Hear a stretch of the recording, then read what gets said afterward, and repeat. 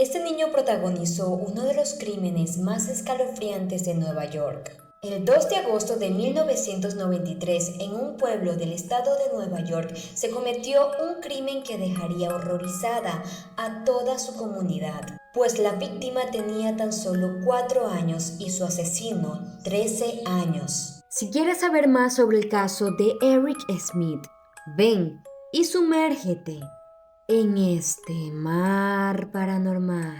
Eric Smith era un preadolescente el cual había sufrido burlas e insultos toda su vida a causa del color de su cabello. Esto lo volvió inseguro, pero a la vez lo llenó de odio, odio que quería descargar sobre algo o sobre alguien. Nació el 22 de enero de 1980.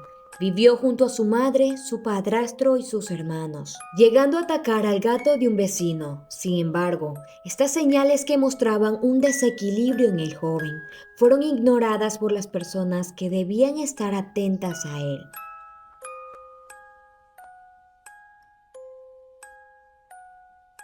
Esa mañana de agosto, Nueva York conocería que el rostro del mal no tiene edad. El joven fue expulsado del campamento de su localidad por su actitud agresiva. Eric subió en su bicicleta y se alejó de aquel lugar, pero por desgracia el camino del pequeño Derrick Robbie, de tan solo 4 años, se cruzó con el de él. Derrick estaba emocionado por iniciar este campamento, tanto así que le pidió a su madre que por favor lo dejara ir solo porque ella se estaba demorando demasiado. Esta era la primera vez que el pequeño niño salía solo. Emocionado, se dirigía hacia el campamento del que Eric había sido expulsado mientras movía su pequeña loncherita. Su madre recuerda sus últimos momentos con él. Me dio un beso y me dijo, «Está bien, ma, voy solo, puedo». «Te quiero, ma», la mujer recordó. Nunca lo dejaba ir solo a ningún lado, pero el campamento estaba tan cerca. No tenía ni que cruzar una bocacalle. El preadolescente, con una intención clara, se acercó al pequeño y bajo mentiras logró convencerlo para llevarlo a lo más profundo del bosque. Derrick fue atacado por el cuello.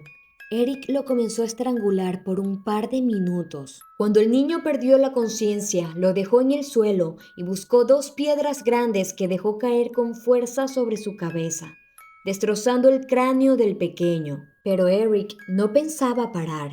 Despojó al pequeño de su ropa, cogió una rama de un árbol y la introdujo por la parte trasera de su cuerpo. Acto seguido revisó la comida del pequeño Derrick, destrozó los alimentos dentro de la lonchera e incluso intentó meter a la fuerza un pedazo de sándwich en su boca. Bebió un poco de su bebida y después la tiró con burla sobre el cuerpo de su víctima. Buscó otra piedra para poder tirarla sobre su estómago y se divirtió con el cadáver de su pequeña víctima, hasta que por fin decidió marcharse del lugar. Horas más tarde, el pequeño cuerpecito fue encontrado sin vida en aquella área boscosa. Lo primero que encontraron los policías fueron los anteojos de Eric y obviamente no sabían a quién le pertenecían. Peor aún, que serían de un asesino de tan solo 13 años. Sin embargo, Eric parecía sediento de atención y fue él quien poco a poco los llevó hacia la verdad. Lo primero que hizo fue acercarse por voluntad propia a la comisaría para dar su testimonio. Jackie cambió su versión un par de veces. Pero el deseo de Eric de ser el centro de atención se le comenzó a ir de las manos poco a poco. Tanto así que llegó a percatarse que estaba levantando sospechas contra su persona y les preguntó a los policías, «¿Ustedes creen que yo lo hice, cierto?». Sin embargo, fue una vecina del joven adolescente quien fue la primera en acercarse a la verdad. Eric le había estado haciendo preguntas muy extrañas, demasiado para un caso tan delicado. Le hacía preguntas como, ¿y qué pasaría si el asesino fuera un niño? ¿Y cómo sabrían quién es el culpable? Y todo esto lo hacía con una actitud muy sospechosa. Marlene, vecina de los Smith, recordó el detalle de la banana que formaba parte de la escena del crimen. ¿Recuerdan que el niño llevaba alimentos en su lonchera? Pues ahí había una banana la cual terminó pisoteada con fuerza. Le hizo considerar este acto como algo infantil, porque ningún adulto se hubiera detenido a mirar ese detalle, por lo que ella pensó que esta era una prueba muy importante. Visitó a la familia con unas compras, y entre ellas una banana la cual le ofreció a Eric, y este la rechazó. Fue en este momento en el que la mujer lo supo. Estaba frente al cruel asesino de un niño. Pero ella no era la única que sospechaba que algo no estaba bien con el chico, ya que su propia familia sentía que estaba callando algo demasiado grave. El padrastro de Eric admitió reconocer problemas de ira en el niño, ya que días antes del asesinato se le había acercado para preguntarle cómo descargar su ira, a lo que el hombre le recomendó golpear un saco de boxeo. Y el día del asesinato, el niño llegó a su casa con las manos manchadas de sangre, bajo la excusa de haber golpeado un árbol para descargar su ira. Para este punto, la presión sobre el preadolescente era enorme, por lo que no pudo ocultar más la verdad y terminó confesando su crimen a su propia madre. Y la mujer, horrorizada, tomó la decisión de entregar a su propio hijo. Eric fue analizado por psicólogos, los cuales recalcaron la personalidad fría del joven y carente de emociones. También lo demostraba durante el juicio.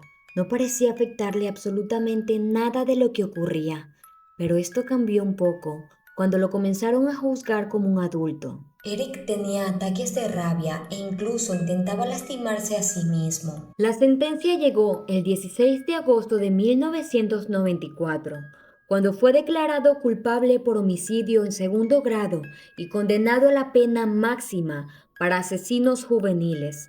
Pero incluso después de escuchar aquellas palabras, Eric se mantuvo con una mirada indiferente.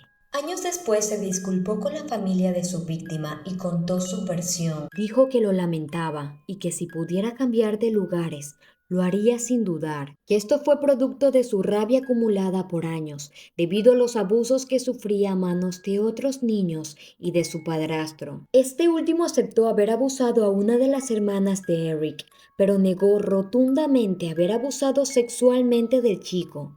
Sin embargo, vecinos y conocidos de la familia aseguran que el hombre era extremadamente violento y que agredía a Eric, por lo que creen que esto tal vez contribuyó en crear a aquel monstruo.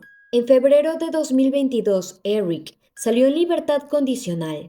Planea vivir una vida tranquila y en perfil bajo. Tiene un trabajo como electricista y carpintero y pasa sus días junto a su prometida, la cual es abogada de profesión. Pero hay muchas personas que discuten qué tan justo es que Eric tenga una segunda oportunidad cuando le arrebató la vida a un ser inocente que nunca lo lastimó y al contrario, fue junto a él confiando desde su inocencia ciegamente. Si te gustó este video, dale like y suscríbete a mi canal. También te invito a seguirme en todas mis redes sociales. Aquí podrás encontrar distintos casos que sé que te van a gustar. Y gracias por sumergirte en este mar paranormal.